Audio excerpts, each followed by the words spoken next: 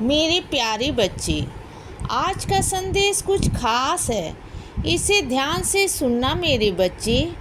कभी भी विश्वास पर किसी का दबाव नहीं हो सकता और ना ही विश्वास पर किसी तरह का कोई दबाव डाला जा सकता है।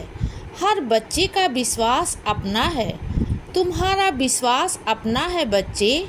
मैं यही कहता हूँ अपने हर बच्चे से कि जहाँ पर पूरी श्रद्धा के साथ तुम्हारा सर झुक जाए, बस उसी को स्वीकारो और उसी को मानना शुरू कर दो। सब एक ही रूप है और सबका एक ही रूप है। किसी भी ईश्वर को तुम कम या ज़्यादा नहीं नाप सकते हो, क्योंकि ईश्वर के सिर्फ नाम अलग अलग हैं।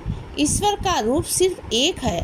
ईश्वर सिर्फ एक है, उसको तुम नाम अलग अलग दे सकते हो बच्चे, लेकिन उसको कभी भी तुम अलग अलग रूपों में विभाजित नहीं कर सकते हो। इसीलिए तुमसे कहता हूँ कि जिसको भी मानो पूरी श्रद्धा से मानो। जिसकी तरफ से भी तुम्हारा सर झुके, पूरी श्रद्धा से झुके। वह कृष्ण भी हो सकते हैं, वो भी राम भी हो सकते हैं, वह शिव भी हो सकते हैं, वह मैं भी हो सकता हूँ बच्चे। कोई भी हो सकता है, लेकिन जुदा कोई भी नहीं है। जिस तरीके से एक बच्चे के उसके परिवार वाले अलग अलग नाम रखते हैं, उसको अलग अलग नामों से पुकारते हैं, यही सब सच है। और इसी तरीके से मेरे बच्चे भी मुझे शिव जी की, श्री राम को अलग अलग नामों से पुकारते हैं, लेकिन स्वरूप एक ही है, रूप अलग नहीं होता। इसी तरीके से कहता हूँ कि जहाँ विश्वास वहाँ पर सर झुकाओ, उनको मानो बच्चे, उनको पूजो और सच्ची श्रद्धा के साथ नाम लो। किसी भी आडंबर में पड़ने की ज़रूरत नहीं है।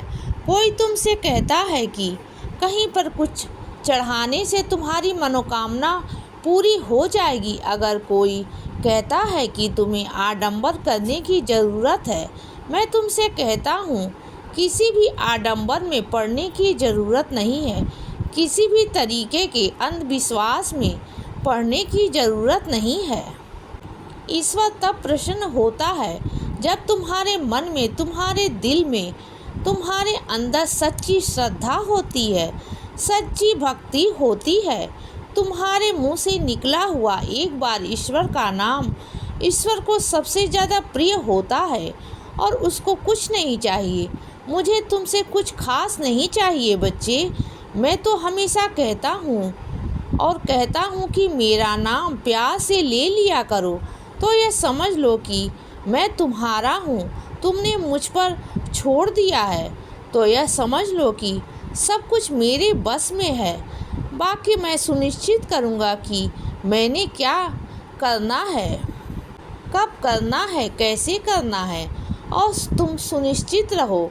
तुम्हें परेशान होने की ज़रूरत नहीं है। इसीलिए व्यर्थ में खुद को परेशान मत करो। भिखारी कहीं परेशान मत रहो।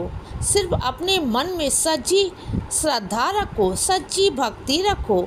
इससे बड़ी पूजा और कोई नहीं हो सकती मेरे बच्चे।